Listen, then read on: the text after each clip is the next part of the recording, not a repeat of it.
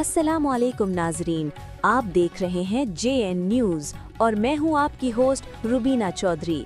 सबसे पहले नजर डालते हैं आज की अहम खबरों पर। खबर शामिल करेंगे। शहदादपुर से सैयद उस्मान अली की रिपोर्ट के मुताबिक पाकिस्तान पीपल्स पार्टी सिंध की जानिब से तंजीमी इंतखाबात के सिलसिले में बाकायदा नोटिफिकेशन जारी कर दिया गया है, जिसके तहत मुख्तलिफ शहरों में पार्टी अहदेदारान का ऐलान किया जा रहा है।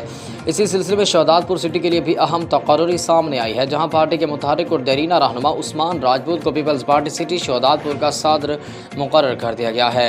ये फैसला पार्टी की आला क़यादत की मुशावरत से किया गया, जिसका मकसद तंजीम को निचली सतह पर मज़ीद मजबूत और फ़आल बनाना है। ज़राए के मुताबिक उस्मान राजपूत अरसा दराज से पार्टी से वाबस्ता हैं और मुख्तलिफ सियासी समाजी सरगर्मी में बढ़ चढ़ कर हिस्सा लेते रहे हैं, जिसकी बुनियाद पर उन्हें उसकी अहम जिम्मेदारी के लिए मुंतखब किया गया। मुंतखब सदर उस्मान राजपूत ने अपने बयान में पार्टी का क़यादत का शुक्रिया अदा करते हुए कहा कि उस एतमाद पर पूरा उतरने की भरपूर कोशिश करेंगे।